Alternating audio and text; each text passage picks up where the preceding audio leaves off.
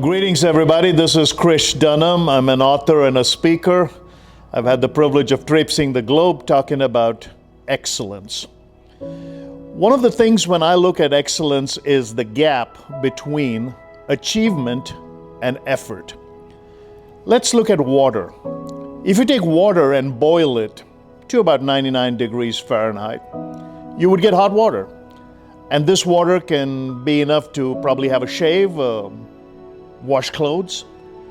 But if you boil it to 100 degrees, you get steam.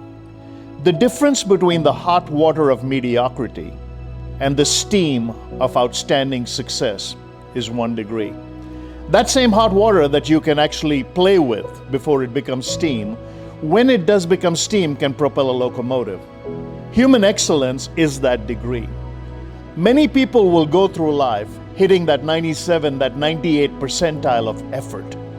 But in order to get to that accomplishment stage of looking back and determining whether your life mattered, there is a little push.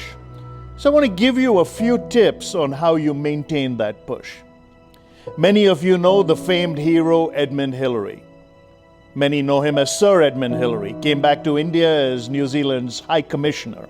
But before that, he began life as a beekeeper and a sheep farmer from New Zealand, but was an adventurer in heart, had excellence in his heart. Many people don't know that before he summited Everest in 1953 along with Tenzing Norgay, and the last 28 feet of that ascent is now called the Hillary Step, he failed 6 times.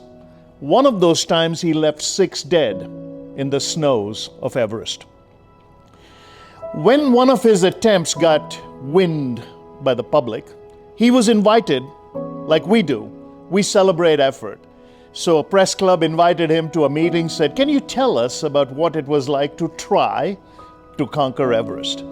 And in his own mind, this adventurer was thinking to himself, my goal was not to try, my goal was to summit Everest. And as he walked into that room, he saw a picture of Everest draped on the backdrop in honor of his effort.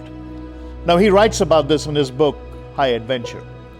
Edmund Hillary made a fist at that picture of the mountain as the audience was looking on and said, "Everest, I'm going to get you. Because you have grown just about all you're going to grow, but I am still growing. The rest is history." One of the few people when he was alive who had his picture on currency, the $5 New Zealand bill. Now, many years later, Edmund Hillary did come back to India as New Zealand's High Commissioner, as I just alluded to, and along with his son did an ocean-to-sky expedition. They were going to take a boat and go backwards up the Ganges River. See, this is what expedition people do. This is what explorers do. This is what people with excellence in their heart do. They push the limits of human endurance. When all exhaustion has set in, when everybody else receives that fatigue that says, "I have given more than others," the people with excellence in their heart, the people with that courage of a lion will say, "I have got 1 more degree of steam left." So Edmund Hillary and his son begin this ocean-to-sky expedition, but the mighty power of the Ganges River, torrentially coming down at them, eventually was too much for this human boat. So they abandoned the quest. Well, we had a reporter, apparently they had negative reporters back then too. The negative reporter goes up to Edmund Hillary and says, "How does it feel to be tamed by the mighty Ganga, the Ganges River?" Edmund Hillary's response is one for the ages when he said, "I guess history will have to be happy with the fact that I conquered Everest." See, nobody can take away a win, and by the same token, I challenge you to find me the second person who conquered Everest. Nobody knows.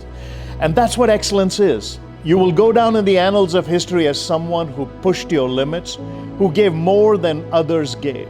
Now, the topic comes, are we all going to climb a mountain? No, but figuratively, we all have mountains to climb. Let me give you one story that will probably bring it down from the snows of Everest and the waters of a river to your life. You know, John Maxwell, a leadership luminary, gives this illustration about people who go to Switzerland, other mountains. But the Swiss have a way of dealing with your ambition. They say you can take a small 2-hour trip up a small mountain. You can take a 6-hour trip about a bigger mountain. Maybe you take a day-long trip and climb the bigger one.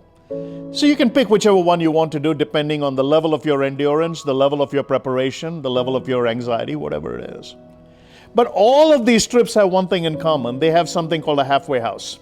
And the halfway house is not a halfway house like prisoners get released to a halfway house, but this is a place where you rest. And this is where you can actually probably partake in some hot cocoa and pretend you're in some Swiss commercial, I guess, with the backdrop of that majesty. But a funny thing happens that is human limitation.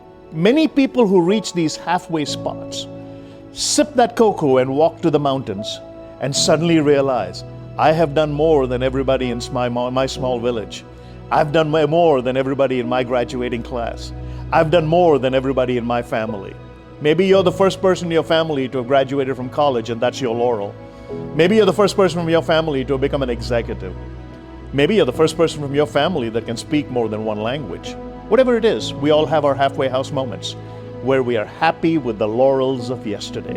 And John Maxwell paints this beautifully. As we stop from that expedition in that halfway house and look at our own achievements, we walk to the window and see some of our other friends summiting.